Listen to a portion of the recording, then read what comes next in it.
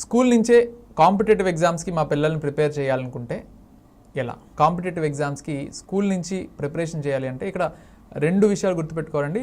Technical exams వేరు, IIT ఫౌండేషనో లేకపోతే neat ఫౌండేషనో 10th తర్వాత ఆల్రెడీ ఇంటర్మీడియట్లో చదివేదానికి ఎర్లీగా తీసుకోవడం అనేది ఒక ఆస్పెక్ట్ అయితే, పర్టికులర్గా ఇప్పుడు మాట్లాడుకునే ఆస్పెక్ట్ కాంపిటేటివ్ ఎగ్జామ్స్ అడ్మినిస్ట్రేటివ్ కెపాసిటీలో సివిల్ సర్వీసెస్ కావచ్చు, గ్రూప్ 1 గ్రూప్ 2 ఎగ్జామ్స్ కావచ్చు, ఇలాంటి అడ్మినిస్ట్రేటివ్ కెపాసిటీస్లో వర్క్ చేసే ఈ పోస్ట్ కోసం ఇప్పుడు మనం డిస్కస్ చేస్తున్నాము.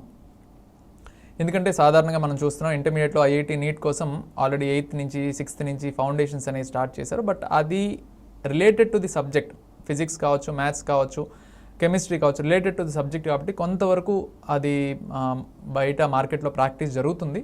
బట్ ఈ administrative capacity jobs, IAS, IPS ఇలాంటి సివిల్ సర్వీసెస్ జాబ్స్కి వచ్చేసి ఎర్లీగా స్కూల్ లెవెల్ నుంచి స్టార్ట్ చేయడం అనేది అంత సజెస్టబుల్ కాదండి. ఒకవేళ స్టార్ట్ చేయాలి అని అనుకున్నా కూడా అకాడమిక్ని బ్యాలెన్స్ చేసుకుంటూ ముందుకు వెళ్ళడం, దాని తర్వాత అకాడమిక్స్ కంప్లీట్ చేసిన తర్వాత, అకాడమిక్ రిక్వైర్మెంట్స్ ఫుల్ఫిల్ చేసిన తర్వాత అడిషనల్ టైం ఇంకా మిగిలితే అప్పుడు మనం ఈ కాంపిటేటివ్ ఎగ్జామ్స్కి కావాల్సిన కొంత స్టఫ్ని మనం యాడ్ ఆన్ చేసి ఇన్కల్కేట్ చేస్తే, కొన్ని క్వాలిటీస్ ఆర్ స్కిల్ సెట్స్ని ఇన్కల్కేట్ చేస్తే బాగుంటుంది.